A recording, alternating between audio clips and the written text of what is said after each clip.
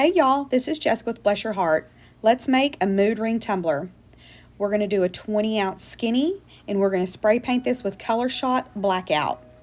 The mood ring part of this is going to be liquid crystal, and I got it from Mr. Fancy Pants. We're going to use a fluffy makeup brush, not too big, but we're going to use a fluffy makeup brush, and we're going to paint 2 coats of this on the entire tumbler. And we're going to let each coat dry before we moved on to the next step.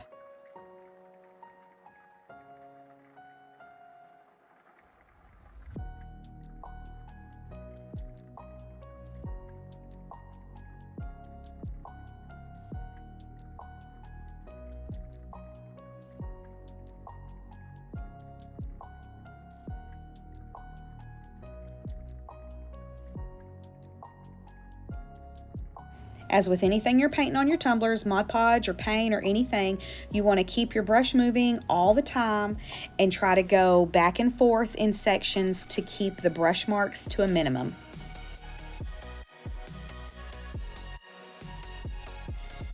Once both coats of that liquid crystal dries, we're going to go in and we're going to put a very thin layer of epoxy on this, and then we're going to add a little sparkle because you know we've got to be extra.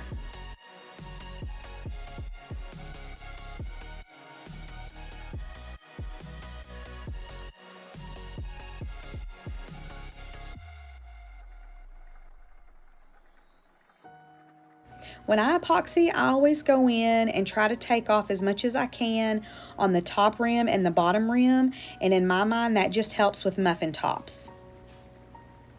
When I use my heat torch to pop the bubbles, you can see how the temperature change really reacts with that paint. It's pretty cool. For the extra, we're going to use Mr. Fancy Pants GlowCain Glitter. It's going to be a blue shift. I have not used these before, but I'm pretty eager to kind of give just a little extra color to go with all the other colors. And I'm just going to sprinkle this on sporadically. I'm not going for full coverage. I'm basically, in my mind, thinking that this is kind of like a solar system type thing, and these are just some little stars that are poking through. For the decal I'm going with, it is just a Wave PNG that I just traced in Silhouette Studio and cut it out of this holographic type vinyl. I'm just placing it where I think it's going to look the best. This tumbler does have a slight taper to it, so we're going to have to finagle those ends a little bit, and I purposely cut this a little longer than I needed just to kind of give me some room to play with.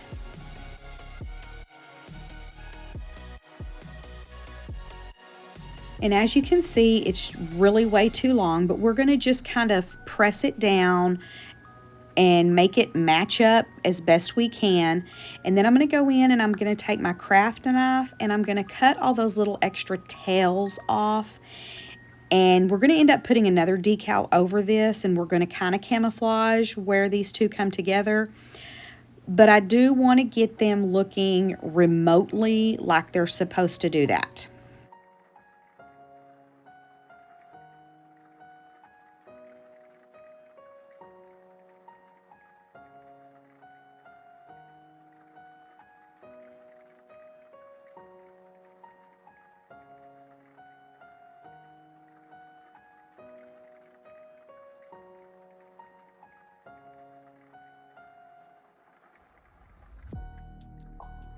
And now that I've got it all pressed down and I'm okay with how it looks, I'm going to go in, and this, you do need to kind of have a sharp knife just because you don't want to tear your vinyl and you don't want to kind of bend it or damage it in any way because it will show.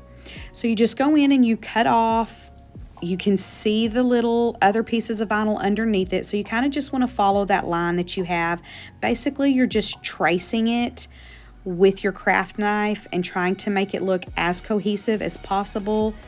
It's not a seamless pattern and it's not going to match up, but we can kind of pretend for a second, I guess.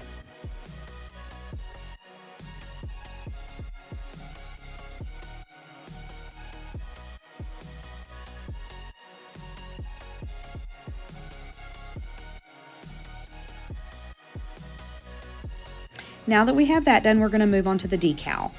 The font for this decal is Catty Smile from Creative Fabrica, as was the PNG for the sound wave that we used. This is just something that I made up myself in Silhouette Studio. And instead of doing the parchment like I normally do, I'm going to go word by word. And I'm starting at the bottom and I'm going to move my way up to the top. It just seemed a little bit easier to do it this way because it's not a scrolly font. It's not something I have to worry about loops and bumps and things like that to make sure that we kind of get everything even. This just seemed easier to me at this moment.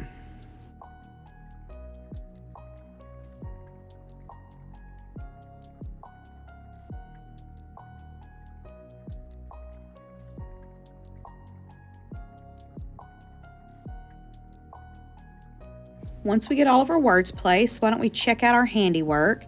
And you can see that that is just as holographic looking as our paint is. Now to place it, I'm kind of looking at what is even on the front and the back, and I'm trying to place it as close to can over that seam. And there's not a coat of epoxy over this, so you're probably going to see a little bit of that underlying vinyl, and that's okay. I'm not really worried about that.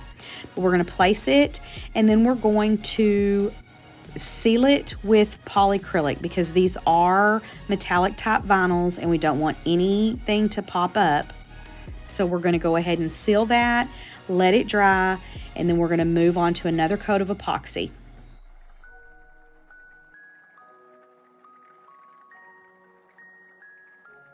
Now in this coat of epoxy, I'm going to add Nikki's Secret Sauce All Nighter. In my mind, I'm kind of keeping with kind of that dark, kind of spacey theme, and I'm just going to use the tiniest little bit in here because I don't want it to overpower anything. I just want to add a little something extra and a little extra sparkle. Now, when you're using this liquid crystal, you really need to keep your epoxy layers as thin as possible so that paint underneath there can still react to the temperature changes.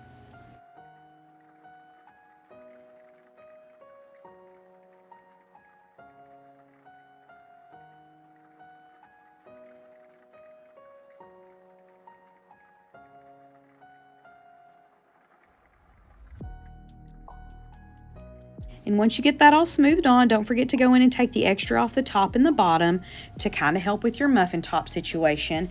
We all get them sometimes, we all don't get them sometimes. It's just kind of how it goes. Then when I go in and torch it with my heat torch, you can see that it's still changing because we are leaving those epoxy layers real thin. And here we are. And you can see where I'm touching it, it is still changing colors because we've got that thin layer of epoxy going on. Thank y'all so much for hanging out with me. I hope to see you again next time. Bye.